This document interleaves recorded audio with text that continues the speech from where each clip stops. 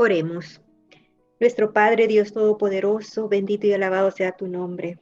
Señor, de nuevo estamos muy agradecidos por todo lo que tú provees para nosotros, por las oportunidades que nos das, especialmente, Señor, por esta clase, este estudio que hemos estado teniendo, el cual tú, Señor, has estado dirigiendo.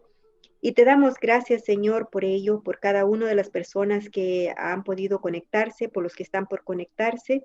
Señor, que tu Espíritu Santo bendiga a cada uno de nosotros, especialmente te rogamos que bendigas a Yani, Señor, para que tu Espíritu Santo hable por ella. Gracias, Señor, te damos y te suplicamos todo en el nombre precioso de nuestro Señor y Redentor, Cristo Jesús. Amén. Voy a pedirles a todos que tengan su Biblia, ¿verdad? Vamos a abrir el capítulo 17 del libro de Apocalipsis. Ese es nuestro tema en esta noche. Y este capítulo se llama La condenación de la gran ramera. Y a mí me gusta siempre que nos identifiquemos a dónde estamos. Vean ustedes, en esta condenación de la gran ramera, vamos a ver que este capítulo se va a dividir en dos partes. La primera es la visión que Dios le da a Juan y luego la explicación que le da acerca de esa visión pues que ha recibido.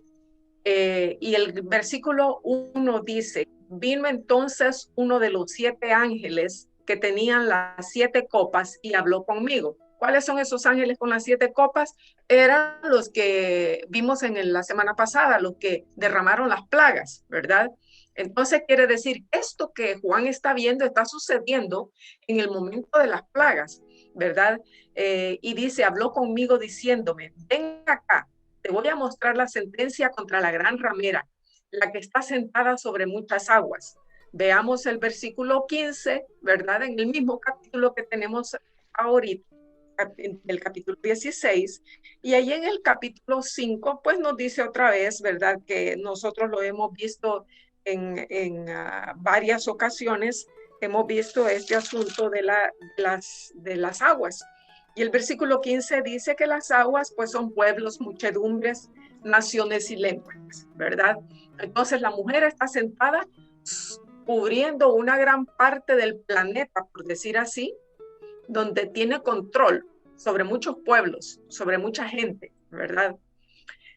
Otra de las cosas que tenemos que ver en este capítulo es que la primera parte de este capítulo 16 se relaciona más particularmente con los acontecimientos de la sexta plaga, que la encontramos pues en el capítulo que vimos la semana pasada, que es capítulo 16, versículos del 12 al 16.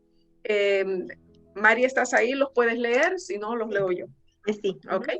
16, del 12 al 16, para que veamos a dónde que está sucediendo este capítulo que nosotros estamos viendo, porque a veces leemos el libro de Apocalipsis y solo lo vamos leyendo, pero no sabemos cuándo esto está pasando. Así como, ¿se acuerdan ustedes cuando se abre el sexto sello?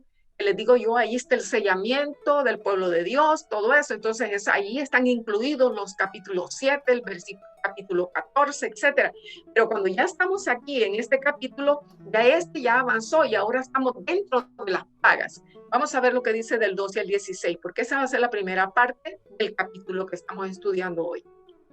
El sexto ángel derramó su copa sobre el gran río Eufrates, y el agua de éste se secó, para que estuviese preparado el camino a los reyes del oriente. Y vi salir de la boca del dragón, y de la boca de la bestia, y de la boca del falso profeta, 3 espíritus inmundos a manera de ranas, pues son espíritus de demonios, que hacen señales y van a los reyes de la tierra en todo el mundo para reunirlos a la batalla de aquel gran día del Dios Todopoderoso. He aquí, yo vengo como ladrón. Bienaventurado el que vela y guarda sus ropas para que no ande desnudo y vean su vergüenza. Y los reunió en aquel lugar que en hebreo se llama Armagedón. Muy bien, entonces vemos que esta sección de la primera parte del capítulo 17 está sucediendo precisamente cuando está cayendo la sexta plaga, ¿verdad? No la voy a explicar ahora porque la expliqué la semana pasada. Y la segunda parte de este capítulo sucede con la séptima plaga, ahí en el mismo capítulo 16, versículos 17 al 21. El séptimo ángel derramó su copa por el aire, y salió una gran voz del templo del cielo, del trono, diciendo: hecho está.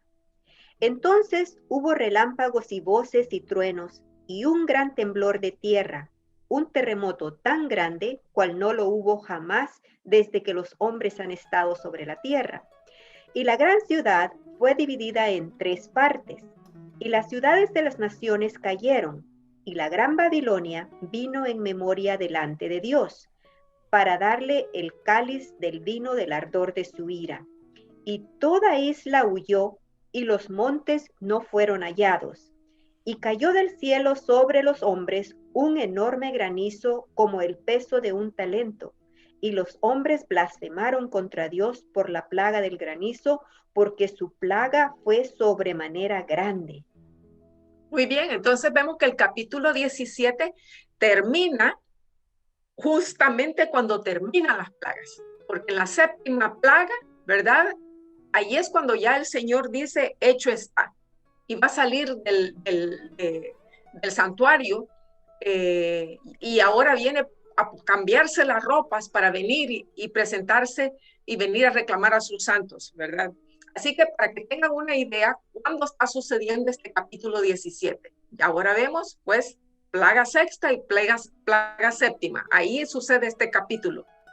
Y si ustedes quieren ver todavía más información, ahí les puse la página del conflicto de los siglos, página 692, pero realmente, si ustedes siguen leyendo la 92, la 93, 692, 693, 694, todo eso nos cubre esta sección, ¿verdad? Que estamos nosotros viendo en este momento. Así que entonces, este capítulo 17 es un bosquejo de la crisis final, cuando Satanás va a dedicar su esfuerzo supremo a la aniquilación del pueblo de Dios. Él ya sabe que está perdido, ¿verdad? Y cuando todos los poderes de la tierra se van a poner en orden entre la batalla contra él, ya está la ley, el decreto de muerte, ya se va a querer aplastar a todos los santos de Dios. Y quiero decirles que para entonces ya han muerto muchísimas personas que son los mártires, ¿verdad? Y solamente han quedado los 144,000. Ese es el escenario de este capítulo que nosotros estamos hoy estudiando. Dios permitirá que Satanás y sus aliados lleven adelante su plan de aniquilar a los santos, como dije, ya han muerto una gran cantidad de personas, y lleguen hasta el punto de casi tener éxito en su empeño. Pero cuando llegue el momento de dar el golpe final, sabemos el decreto de muerte, ¿verdad? Dios va a intervendrá para librar a su pueblo. Pero cuando está hablando de su pueblo, está hablando solo de los 144,000 que quedaron, porque los demás ya han sido sacrificados. Las huestes del mal que son detenidas en el mismo acto de intentar matar a los santos quedarán sin excusa delante del tribunal de la justicia divina. Cuando nosotros vamos a Daniel capítulo 12, versículo 1, ese es el momento, precisamente al final del capítulo 17, cuando termina el capítulo 16 y se derrama la última paga. Entonces vemos ahí lo que dice Daniel capítulo 12, versículo 1. En aquel tiempo se levantará Miguel, el gran príncipe que está de parte de los hijos de tu pueblo, y será tiempo de angustia, cual nunca fue desde que hubo gente hasta entonces. Pero en aquel tiempo será libertado tu pueblo, todos los que se hallen escritos en el libro. Exactamente, ese es el tiempo. Aquí cuando dice Daniel 12:1 que se levanta Jesús es porque sale ya del santuario, se va a cambiar las ropas y ahora viene por su pueblo. Versículo 2, con la cual dice, acuérdense, lo que está hablando es la condenación de Babilonia, con la cual han fornicado los reyes de la tierra. Si ustedes ven sus Biblias, capítulo 17:1 dice, ven acá, te voy a mostrar la sentencia contra la gran ramera, la que está sentada sobre muchas aguas. Hasta allí llega el versículo 1. El versículo 2 dice, con la cual han fornicado los reyes de la tierra y los moradores de la tierra se han embriagado con el vino de su fornicación. Cuando nosotros leemos acerca, ¿verdad?, del vino de Babilonia, estamos hablando de fornicación espiritual. ¿Y quiénes son estos reyes de la tierra? Son personas con autoridad política, ¿verdad? Que se van a unir con esta religión, y juntando la política con la religión, entonces viene lo que nosotros conocemos como la imagen de la bestia, ¿verdad? Entonces, esta expresión equivale a fornicar. Veamos Ezequiel 23:30. Estas cosas se harán contigo, porque fornicaste en pos de las naciones, con las cuales te contaminaste en sus ídolos. Y Oseas capítulo 4, versículo 12. Contaminarse con los ídolos, o sea, apartarse del Dios verdadero e irse a otras doctrinas, a otras creencias, es lo que la palabra de Dios conoce como la fornicación espiritual. Oseas 4, 12. Mi pueblo a su ídolo de madera pregunta, y el leño le responde, porque espíritu de fornicaciones lo hizo errar, y dejaron a su Dios para fornicar. Vean ustedes, dejar a Dios es fornicar. No está hablando de la fornicación literal sexual, sino que está hablando de la fornicación de traición a su Dios, alejarse de Dios, dedicarse a la adoración de ídolos o a otros dioses, aunque no sea un ídolo, pero cualquier otra cosa que nosotros adoramos y ponemos en lugar de Dios, eso es fornicar. Así que en el sentido figurado, se refiere a una alianza ilícita de los falsos cristianos con otro señor que no es Cristo. En este caso, una unión, en el caso de Babilonia, que es la fornicaria, es una unión político-religiosa entre una iglesia apóstata, ¿verdad? Y lo que se conoce pues como las naciones de la tierra o los gobiernos de la tierra. Ahora dice que los pueblos se han embriagado, una embriaguez completa. Las facultades de la razón y el juicio quedaron embotadas y la percepción espiritual entorpecida. Veamos lo que dice Jeremías capítulo 51, versículo 7. Vean ustedes que la embriaguez, así como en términos normales, la embriaguez real con alcohol es algo voluntario, es algo que la persona decide hacer. Pues estas naciones también, ellos voluntariamente han decidido aliarse con la Babilonia. Veamos lo que dice Jeremías 51:7. Copa de oro fue Babilonia en la mano de Jehová, que embriagó a toda la tierra. De su vino bebieron los pueblos, se aturdieron, por tanto, las naciones. ¿Verdad? Entonces, todas las naciones, dice, a través de todos los tiempos, a través de todos los imperios, hemos visto como cada quien se ha puesto de parte en oposición al pueblo de Dios, ¿verdad? Desde que vemos a Babilonia, vemos a Medo-Persia, etcétera, etcétera. Todos trataron de oponerse al pueblo de Dios, pero como siempre nosotros sabemos, Dios está en control y siempre termina Dios librando a su pueblo o ensalzando a su gente, como el caso de Daniel, que llegó a ser en una parte el segundo y en otra parte el tercero de Babilonia. Lo mismo que sucedió con José y lo mismo que vemos con Abraham y con Job y el Señor levanta a sus hijos, ¿verdad? A donde quiera que ellos son fieles. Veamos segunda de Tesalonicenses capítulo 2, 9 y 10. Inicuo, cuyo advenimiento es por obra de Satanás, con gran poder y señales y prodigios mentirosos, y con todo engaño de iniquidad para los que se pierden, por cuanto no recibieron el amor de la verdad para ser salvos. Ahí vemos nosotros una clave, porque no recibieron el amor de Dios para ser salvos. O sea, voluntariamente esas personas dijeron no a Dios. No es que Dios no les haya dado una oportunidad, porque Dios nos da oportunidad a todos y lo está haciendo y quiere hacerlo a través de sus hijos. Así que nosotros somos las lumbreras, por el Señor dice, levántate y resplandece. nosotros somos los que llevamos el evangelio, pero muchas personas nos rechazan.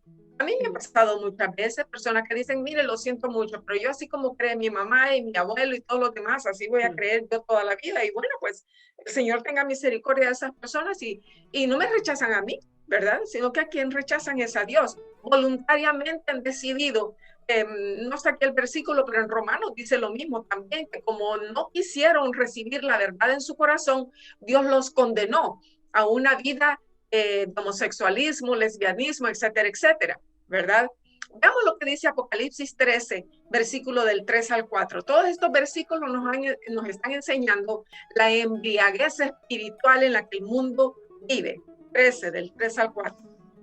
Vi una de sus cabezas como herida de muerte, pero su herida mortal fue sanada, y se maravilló toda la tierra en pos de la bestia.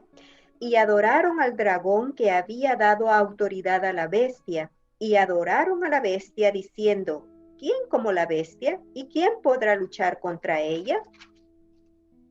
Muy bien, vemos nosotros aquí, en primer lugar, dice de que la gente se maravilla en pos de la bestia, y en pos de Satanás, ¿verdad? Se maravilla en pos de la iglesia apóstata, ¿verdad? Y es más, hasta la admiran, ¿verdad? Y dicen, ¿quién podrá luchar contra ella? ¿Verdad? La gente, la pompa y todo eso les atrae a las personas. Veamos lo que dice el capítulo 14, versículo 8. Otro ángel le siguió diciendo, ha caído Babilonia, la gran ciudad, porque ha hecho beber a todas las naciones del vino del furor de su fornicación.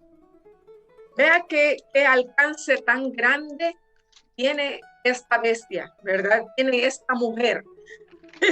Porque al mismo tiempo que es una bestia, es una mujer. Como bestia es un país con una nación, pero como mujer es iglesia. Y vemos que tiene un gran alcance, ¿verdad? Porque dice que a todas las naciones les ha dado beber el vino de su fornicación. Y lo vemos nosotros porque aún en las noticias, hace poco estuvo en Jerusalén y otro rato estuvo allá en los países musulmanes. ¿Quién diría uno si los musulmanes hasta le vuelan la cabeza a un cristiano? Pero sin embargo el Papa estuvo por allá, ¿verdad? Yo me quedo admirada de la influencia que tiene ese hombre, aunque es un hombre pero que representa a una iglesia y representa a un estado al mismo tiempo. Veamos lo que dice 18:3. Porque todas las naciones han bebido del vino del furor de su fornicación, y los reyes de la tierra han fornicado con ella, y los mercaderes de la tierra se han enriquecido de la potencia de sus deleites. Vamos a buscar después el versículo 23, pero mientras lo busca, vemos nosotros también que está envuelta en todos los negocios de la tierra. Wall Street, la base, el corazón de Wall Street, es precisamente esta bestia. Ustedes saben, por ejemplo, que el papado podríamos decir, a pesar de que en tierra, es un lugar pequeñito, sin embargo, es más rico que todos los demás países, podríamos decir, hasta que los Estados Unidos. ¿Por qué? Porque este país le robó las riquezas a todas las demás naciones. Ustedes se acuerdan cuando Cristóbal Colón venía financiado por la reina de España, creo que era Isabel I, creo, y no estoy muy segura, pero creo que era ella. Y ella venía, lo mandó, pero porque era católica, todo el oro que se robó de todas las Américas, todo el oro que se llevaron los conquistadores y todo eso, iban a dar no a España, sino que iban a dar al Vaticano. Y él tiene las riquezas de prácticamente de todos los países.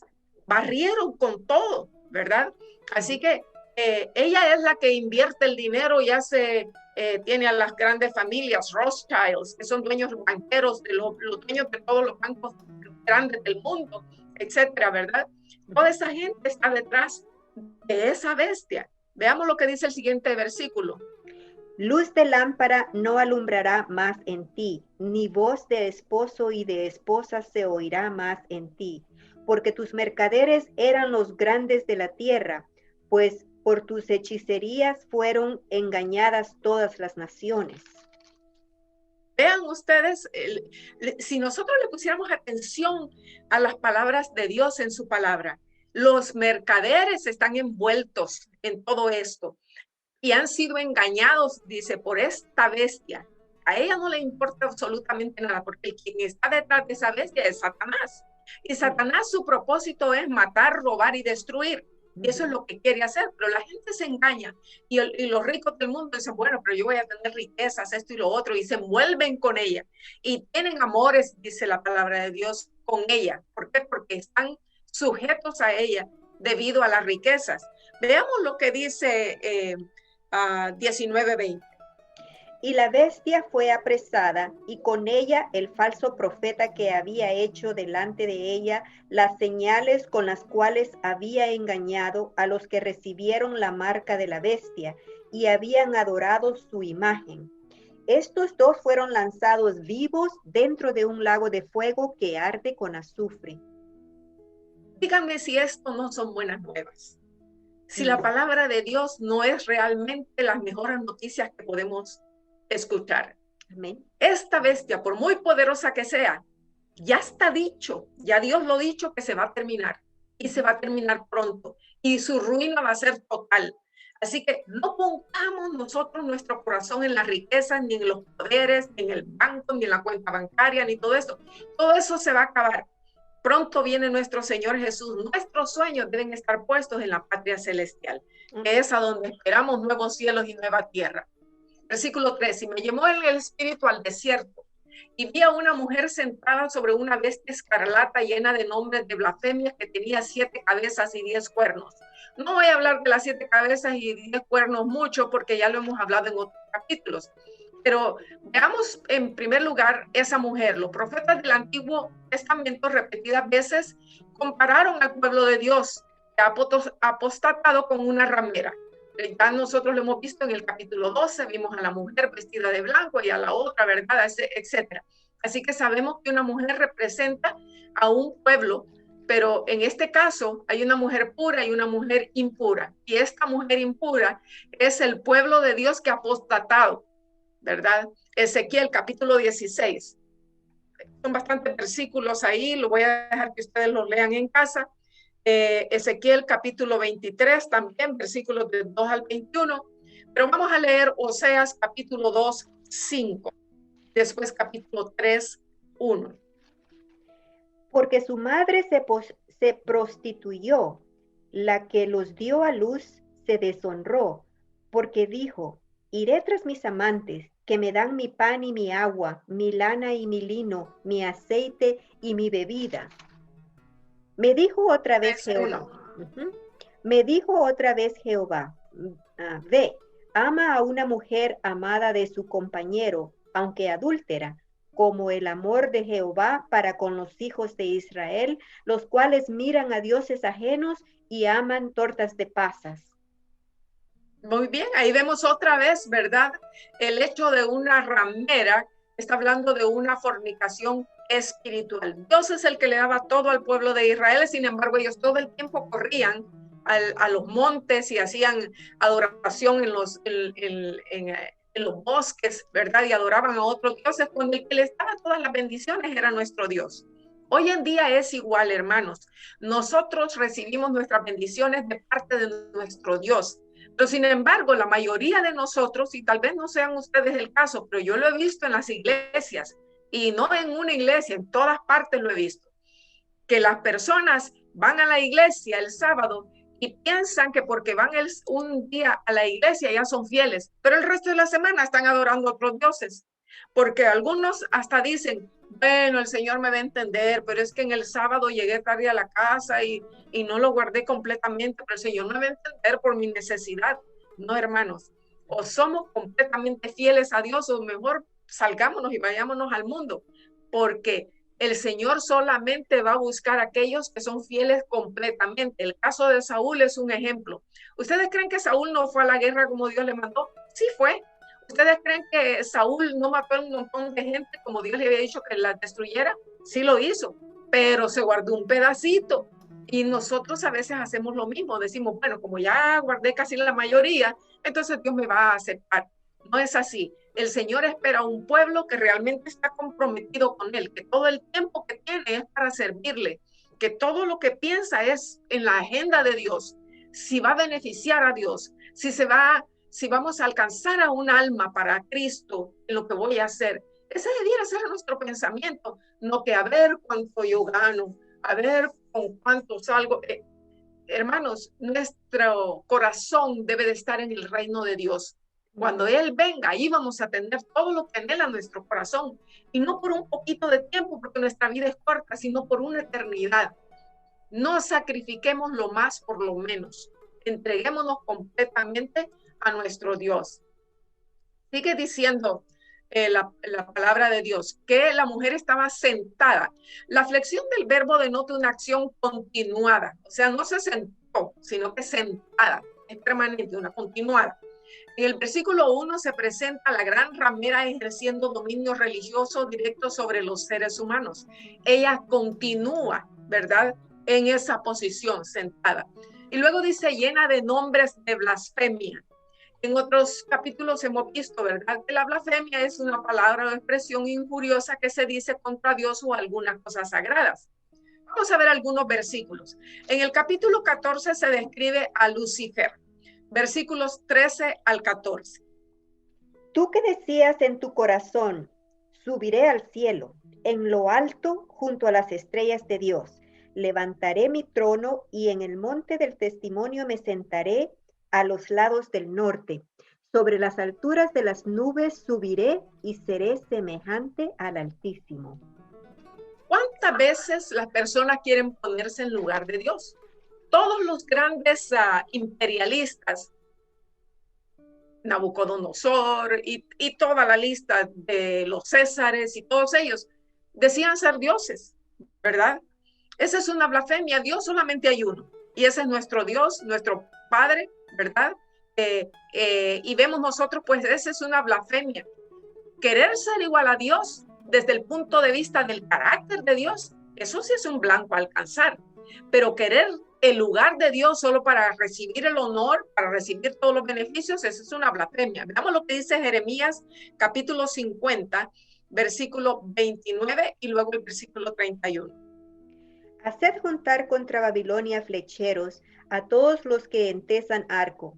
Acampad contra ella alrededor. No escape de ella ninguno. Pagadle según su obra, conforme a todo lo que ella hizo. Haced con ella, porque contra Jehová se ensoberbeció, contra el Santo de Israel. He aquí, yo estoy contra ti, oh soberbio, dice el Señor, Jehová de los ejércitos, porque tu día ha venido, el tiempo en que te castigaré. Muy bien, ahí lo dice bien claro. Babilonia se ensoberbeció contra Dios, ¿verdad? Y nosotros vemos pues de que cuando vamos al libro de Daniel, vemos cuántas veces quiso Babilonia destruir a los santos. Daniel, capítulo 7, 8, quizás es todavía más expreso. Luego el versículo 11, el 20 y el 25. Mientras yo contemplaba los cuernos, he aquí que otro cuerno pequeño salía entre ellos, y delante de él fueron arrancados 3 cuernos de los primeros. Y he aquí que este cuerno tenía ojos como de hombre y una boca que hablaba grandes cosas. Yo entonces miraba a causa del sonido de las grandes palabras que hablaba el cuerno. Miraba hasta que mataron a la bestia y su cuerpo fue destrozado y entregado para ser quemado en el fuego. Y hablará palabras contra el Altísimo y a los santos del Altísimo quebrantará y pensará en cambiar los tiempos y la ley y serán entregados en su mano hasta tiempo y tiempos y medio tiempo. Oye, entonces vemos ahí nosotros que Daniel nos da en descripción, ¿no? Todos sabemos que el cuerno pequeño es el papado, ¿verdad? Va a hablar cosas espantosas contra Dios, pero también nos dice cuál va a ser el fin, va a ser quemada, ¿verdad? Así que no nos aventuremos por ese lado, vayamos por lo seguro. Qué bueno que Dios nos ha revelado el futuro y sabemos que al final Dios siempre ha tenido el control y que lo va a demostrar al final de todos. Capítulo 11, versículos 36 y 37. Y el rey hará su voluntad y se ensorbecerá y se engrandecerá sobre todo Dios, y contra el Dios de los dioses hablará maravillas, y prosperará hasta que sea consumada la ira, porque lo determinado se cumplirá. Del Dios de sus padres no hará caso, ni del amor de las mujeres, ni respetará a Dios alguno, porque sobre todo se engrandecerá. Ahí vemos otra vez el cuerno pequeño, ¿verdad? Iba aún a pretender, y bueno, lo ha hecho en su esfera, ¿verdad? De cambiar los tiempos y la ley. Aunque nosotros sabemos que la ley de Dios no es permanente, ¿verdad? Seca se la hierba, pero la palabra de Dios permanece para siempre. Lo que Dios hace, como Él es eterno, refleja, su ley es un reflejo de su carácter, pues la ley también es eterna. Pero nosotros sabemos que a pesar de todas las cosas que hace, a pesar de que blasfema, a pesar de que se ensoberbece, a pesar de que quiere cambiar la ley de Dios, a pesar que se quiere poner en el lugar de Dios, a pesar de todas esas cosas, el Señor dice, pero al final yo la voy a destruir. El Señor sabe por qué deja que algunas cosas pasen. En su plan está desenmascarar al enemigo y todo lo que hace. Así que versículo 4 dice, y la mujer estaba vestida de púrpura y escarlata, adornada de oro, de piedras preciosas y de perlas, y tenía en la mano un cáliz de oro lleno de abominaciones y de la inmundicia de su fornicación. El color púrpura es color rojo, escarlata o carmesí, es un color brillante que llama la atención. En Isaías, vamos a Isaías capítulo 1, versículo 18, el Señor nos habla de los colores cuando dice, venid a mí luego y estemos a cuenta. Si tus pecados fueren como la grana, otra vez la grana es color rojo, escarlata, ¿verdad? Si fueran como la grana, como la nieve serán emblanquecidos. Y si fueran rojos como el carmesí, y esto otra vez el color carmesí, escarlata, vendrán a ser como blanca lana. Y cuando nosotros comparamos con el gran dragón escarlata de Apocalipsis 12:3, ¿verdad? Que nosotros ya lo estudiamos, dice aquel dragón rojo, ¿verdad? Que tenía la cola y arrastraba a la tercera parte de los ángeles. Vamos a ver en Primera de Timoteo, capítulo 2, versículos 9 y 10. Ahí nos habla tanto el apóstol Pablo como también el apóstol Pedro acerca de lo que representa eso de adornarse de oro, de piedras preciosas, de perlas. Veamos lo que dice Primera de Timoteo 2, 9 y 10. Asimismo, que las mujeres se atavíen de ropa decorosa, con pudor y modestia, no con peinado ostentoso, ni oro, ni perlas, ni vestidos costosos, sino con buenas obras, como corresponde a mujeres que profesan piedad. La iglesia de Dios se viste de buenas obras. Es su carácter lo que le da belleza, ¿verdad? Porque las personas cuando se adornan por fuera es porque están vacíos por dentro. Y casi siempre las personas que se ponen anillos y collares y todo eso, lo único que quieren es ostentar, que la gente crea que tiene mucho, aunque yo no le haya sentido a eso, ¿verdad? Porque entre más muestran, más le va a dar ganas a una persona de arrancarle la mano por quitarle el anillo. Bueno, no lo entiendo yo, pero el Señor nos da el consejo, ¿verdad? Nosotros como hijos de Dios, hijas de Dios, tenemos que vestirnos, tanto el hombre como la mujer, porque hoy en día hasta los hombres se ponen aritos y aretes y de todo, ¿verdad? Así que debe de ser con decoro. Nuestro adorno tienen que ser las obras, nuestras obras que reflejen el carácter de Jesús. Primera de Pedro, capítulo 3, versículo 3 y 4, que es más o menos similar.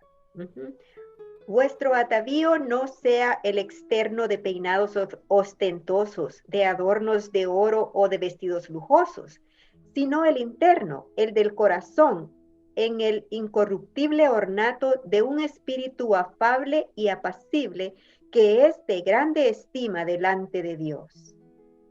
Amén. Ese es el carácter que quiere ver Dios en su pueblo, un carácter amable, un carácter puro, santo, reflejando el carácter de Dios. Pero la Babilonia, la que está vestida con esas ropas escarlatas llamativas. A todo el mundo le atrae Babilonia, a todo el mundo. Todo el mundo quiere ser parte de Babilonia. Están por eso emborrachados con esa copa que tiene llena de fornicaciones. 5. En su frente un nombre escrito que dice un misterio. Babilonia la grande, madre de las rameras y de las abominaciones de la tierra. El nombre en la Biblia siempre ha tenido que ver con el carácter, como acabo de decir. Cuando una persona, por eso el Señor decía, mi nombre no lo doy a nadie, porque es su carácter, ¿verdad? El nombre de Dios es sagrado, es su carácter. Nosotros tenemos que aprender a asemejarnos al carácter de Dios. Babilonia la grande es el nombre con el que la inspiración se refiere a la gran triple unión religiosa del papado, el protestantismo apóstata y el espiritismo, ¿verdad? Cuando nosotros vemos el capítulo 16, 13, aquí mismo en Apocalipsis, vamos a leer Apocalipsis 16, 13. Y vi salir de la boca del dragón y de la boca de la bestia y de la boca del falso profeta 3 espíritus inmundos a manera de ranas. Ahí tenemos nosotros el papado, el protestantismo apóstata y el espiritismo. Ahí están los 3 espíritus. Veamos lo que dice el siguiente versículo. Entonces hubo relámpagos, quieres decir del 18 al 19, ¿verdad? Sí, 18 al 19. Ajá. Entonces hubo relámpagos y voces y truenos y un gran temblor de tierra, un terremoto tan grande cual no lo hubo jamás desde que los hombres han estado sobre la tierra. Y la gran ciudad fue dividida en 3 partes, y las ciudades de las naciones cayeron, y la gran Babilonia vino en memoria delante de Dios, para darle el cáliz del vino del ardor de su ira. Muy bien. Creo que era el capítulo 18:2, el que íbamos a leer. 18:2. Sí. Y clamó con voz potente diciendo, ha caído la gran Babilonia, y se ha hecho habitación de demonios y guarida de todo espíritu inmundo y albergue de toda ave inmunda y aborrecible. Ahí volvemos nosotros a ver, ¿verdad? Esos demonios, el espiritismo, el protestantismo apóstata, ahí están. Babilonia la grande, ¿verdad? Esa triple unión religiosa del papado, del protestantismo apóstata y el espiritismo. Así como el diablo siempre trata de copiar todo lo que Dios hace, nada más que a su manera, ¿verdad? Nosotros sabemos del Padre, el Hijo y el Espíritu Santo, pues el diablo también tiene su triple, ¿verdad? Podríamos decir unión. Lo mismo, Dios pone el día de reposo, el 7º día, pues el diablo ahí pegadito pone el domingo, y así, etcétera, etcétera, todo el tiempo, ¿verdad? Él está tratando de engañar a las personas y llevarlos por otro camino. Vemos entonces nosotros que las hijas de esta madre son las diversas organizaciones religiosas que se oponen, ¿verdad? Que se oponen al pueblo de Dios, y nosotros lo conocemos como protestantismo apóstata. Vi a la mujer, dice, ebria de la sangre de los santos. Ya vimos nosotros que la Iglesia Católica ha matado a millones y millones y millones a través de las edades. Se ha inventado hasta ejércitos como los se me fue ahorita, Knights. A ver, ayúdeme, Mari, ayúdame en español, los Knights, los Templars, todas ese tipo de ejércitos, los jesuitas, los caballeros, etcétera, todo ese tipo de organizaciones estuvieron hechas para poder destruir a los santos. Bueno, los jesuitas, por ejemplo, fueron para destruir al protestantismo, ¿verdad? Uh-huh. Y de la sangre de los mártires de Jesús, cuando la vi, quedé asombrada con gran asombro, dice. El ángel me dijo, ¿por qué te asombras? Yo te voy a decir el misterio de la mujer y de la bestia que la trae, la cual tiene 7 cabezas y los 10 cuernos. Babilonia está completamente, las cruzadas, eso era lo que me quería acordar. Ellos inventaron las cruzadas para mandar a matar a todos los cristianos que encontraban. Babilonia está completamente embriagada por su éxito en lo pasado al perseguir a los santos. Y ahí los encontramos en Daniel capítulo 7, 25, que lo leímos hace un poquito. Dice que el cuerno pequeño quiso destruir a los santos. Veamos lo que dice Mateo 24, 21. Vamos a ver otro versículo, ¿verdad? Y también por la perspectiva de que pronto tendrá la satisfacción de completar la sangrienta tarea que la va a llevar justo hasta el final, hasta casi podríamos decir al final de la séptima plaga, pero ahí interviene Jesús. Veamos lo que dice Mateo 24, 21. Porque habrá entonces gran tribulación, la cual no ha habido desde el principio del mundo hasta ahora, ni la habrá. Exactamente, ahí es donde va a haber una matazón, ¿verdad? Apocalipsis capítulo 6 también lo encontramos, ¿verdad? Cuando vimos el asunto que se abrieron los sellos. Capítulo 6, versículo del 9 al 11. Cuando abrió el quinto sello, vi bajo el altar las almas de los que habían sido muertos por causa de la palabra de Dios y por el testimonio que tenían, y clamaban a gran voz diciendo: ¿Hasta cuándo, Señor, santo y verdadero, no juzgas y vengas nuestra sangre en los que moran en la tierra? Y se les dieron ahí está esa gran multitud. Y se les dieron vestiduras blancas y se les dijo que descansasen todavía un poco de tiempo hasta que se completara el número de sus consiervos y sus hermanos, que también habían de ser muertos como ellos. Así que, hermanos, no ha terminado la matanza. Todavía hay muchos que van a morir por defender este evangelio.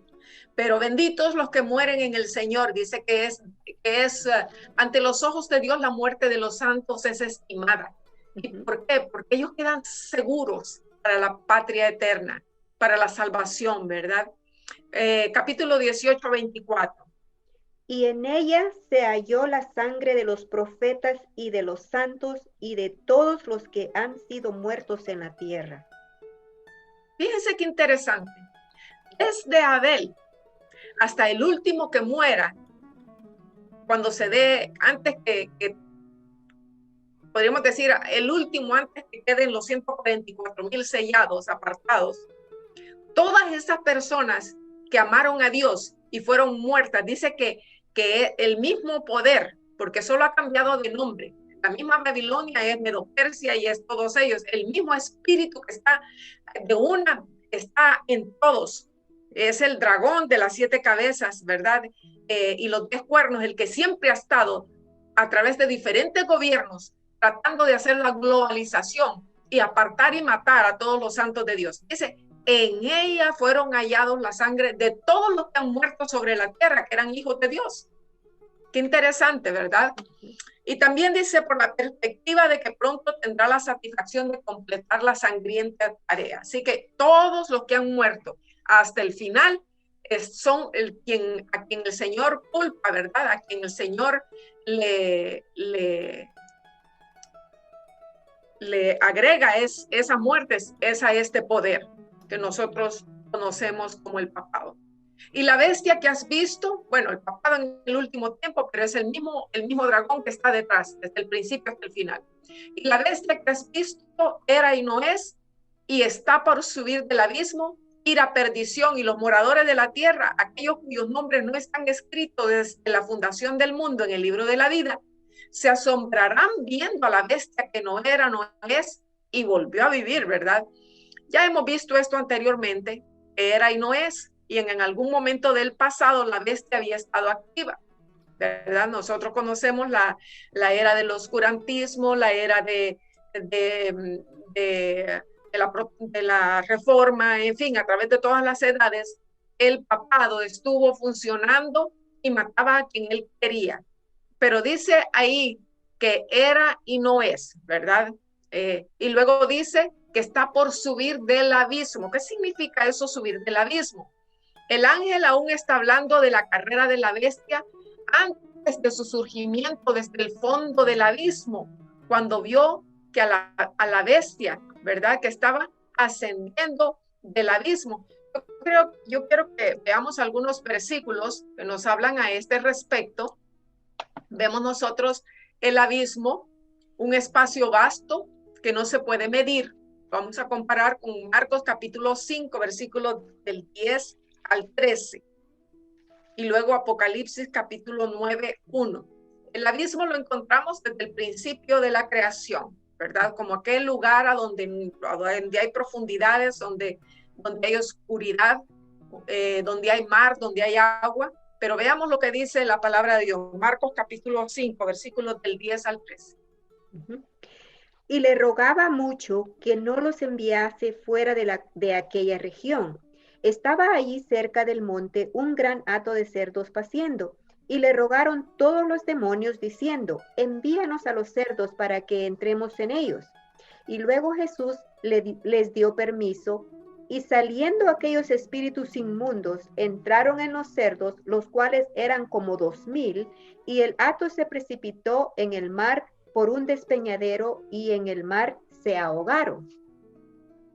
Muy bien, vamos a ver Apocalipsis 9:1 también. En otras versiones, esa expresión, el mar, se habla al abismo y cayeron al abismo, dice en otros lugares.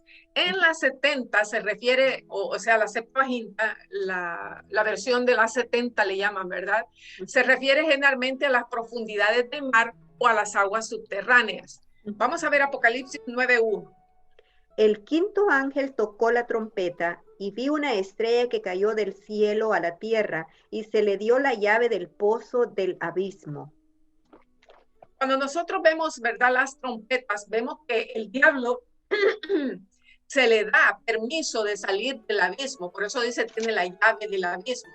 Vamos a ver el Salmo capítulo 71, versículo 20, que es más o menos como lo presenta la Septuaginta.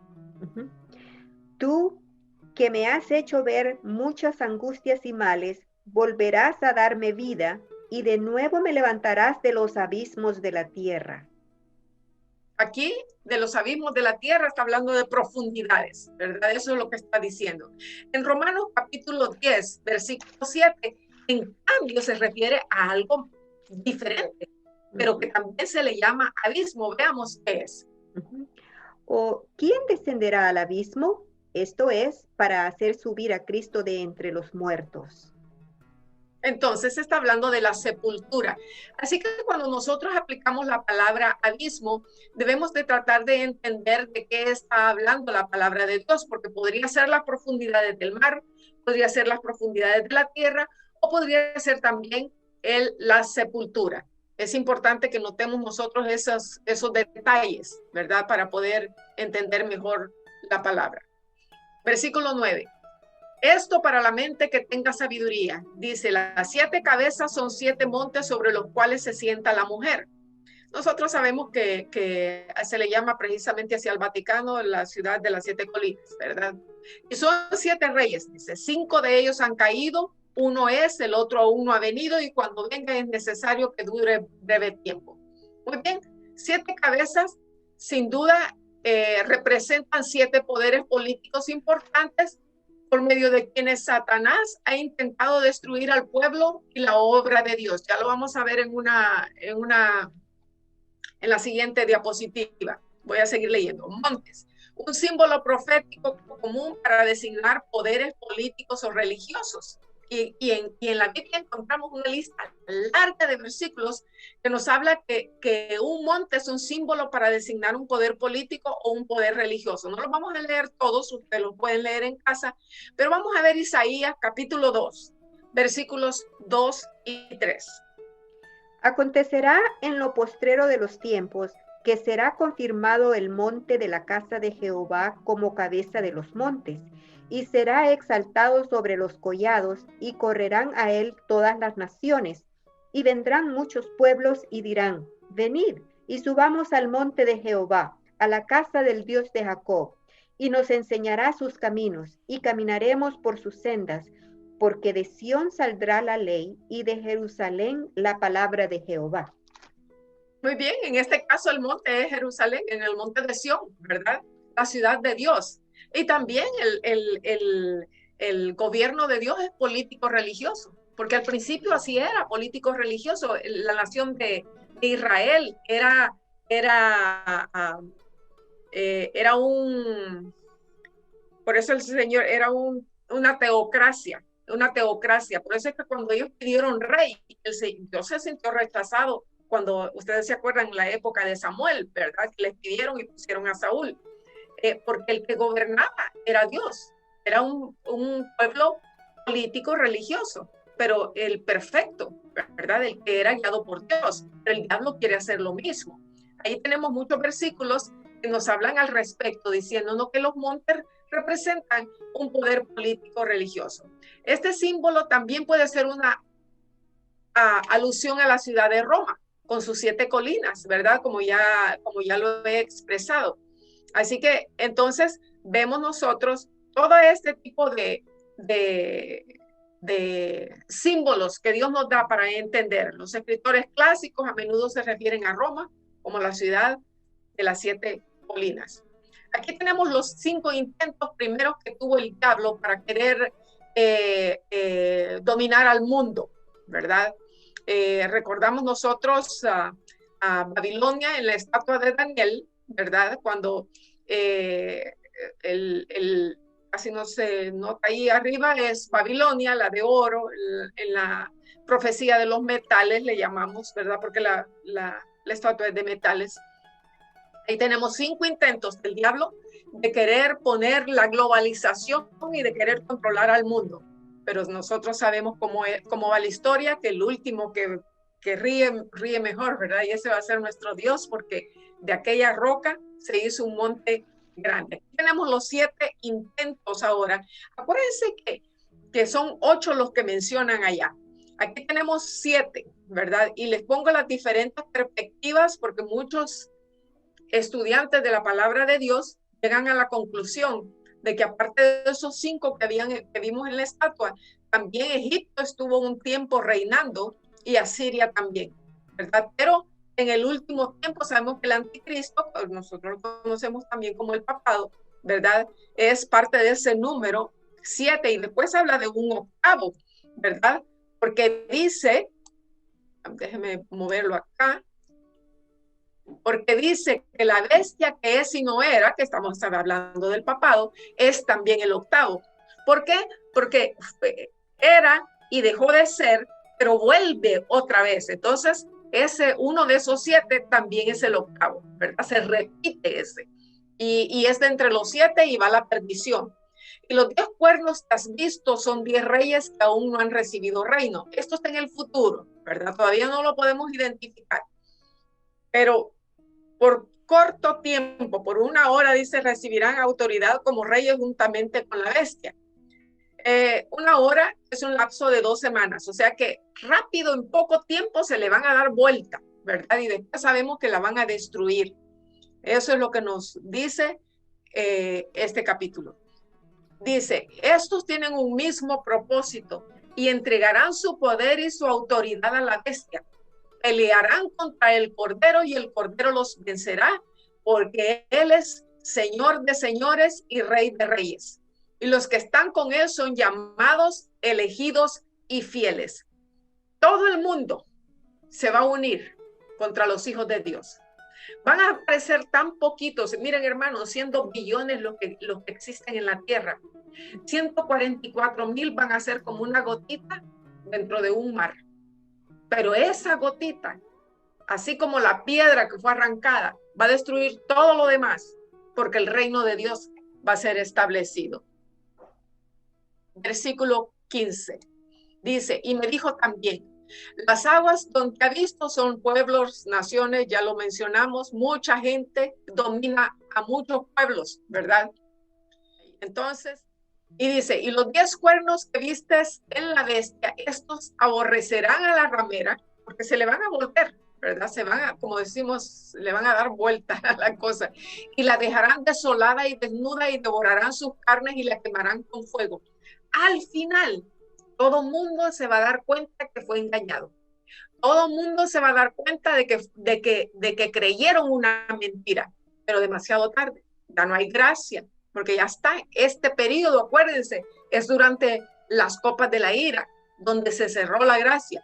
Porque Dios ha puesto en sus corazones el ejecutar lo que Él quiso, dice, y ponerse de acuerdo y dar su reino a la bestia hasta que se cumplan las palabras de Dios. Si nosotros creemos que el diablo está en control, no, hermanos, hay que leer estos versículos. Dice, hasta que Dios quiso, ¿verdad? Hasta que Él le quiso dar esa oportunidad, porque el Señor quería que se desarrollara el pecado para que la gente no quedara en ninguna duda de que el pecado no es algo que queremos que aparezca en el futuro. Cuando el Señor venga ahí, el pecado no volverá a aparecer jamás. Versículo 18. Y la mujer que has visto es la gran ciudad que reina sobre los reyes de la tierra. Ahí está, la ciudad de Roma. Esa es la que reina sobre todos los reyes de la tierra. Y hermanos, es increíble ver cuánta gente sigue al papado. Miren, ningún hombre tiene el poder de hacer lo que hace el Papa. Si el Papa dice que hoy viene a los Estados Unidos, miren, pero son miles y miles de gente que inmediatamente empiezan a hacer sus planes para ir a ver al dichoso hombre. Allá en México, México es un país católico, ¿verdad? Y si el Papa dice que va a venir a México, son millones de millones. Hacen peregrinaciones de todas partes y de países cercanos también para ir a ver a ese hombre. Nadie puede hacer eso. Es probable que el presidente de los Estados Unidos vaya a un lugar y se reúnan unos cuantos por ahí, unos cuantos miles, pero no lo que hace este hombre. Por eso es que dice que reina sobre todos los reyes de la tierra. Así que, hermanos, sabemos lo importante de esto es que esto se acaba pronto. Amén. Amén. Que Jesús viene pronto en gloria y majestad. Y que nosotros tenemos que prepararnos todos los días. Qué bueno que busquemos en la palabra de Dios. No nos conformemos con lo poquito que ya conocemos, sino adentrémonos más en su palabra. Sigamos aprendiendo, sigamos pidiéndole al Espíritu Santo que nos siga hablando, porque hay todavía cosas que no sabemos. Todavía no entendemos muy bien el 666.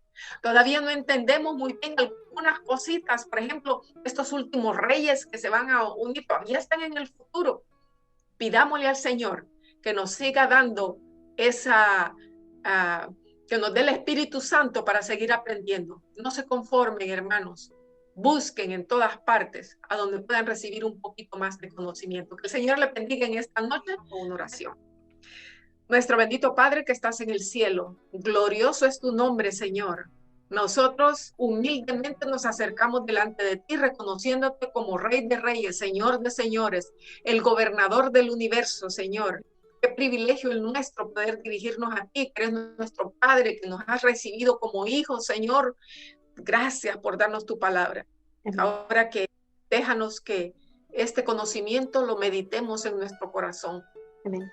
Pensemos en Él, Señor, que decidamos más querer reflejar el carácter de Cristo. Amén. Asemejarnos a Él. Y si es tu voluntad, escógenos entre aquellos 144,000, Señor, que hemos de estar de pie, si tú quieres, para aquel gran día. Amén. Sabemos que Jesús viene pronto. Señor, ten misericordia de nosotros y que esto se acabe más pronto, Señor. Tú dijiste que el tiempo sería corto. Acórtalo, Señor. Queremos ver el rostro de Jesús. Es nuestro anhelo todos los días. Y ahora permite que podamos tener una noche bendecida en tu presencia, en tu compañía. En el nombre de Jesús lo pedimos. Amén. Amén.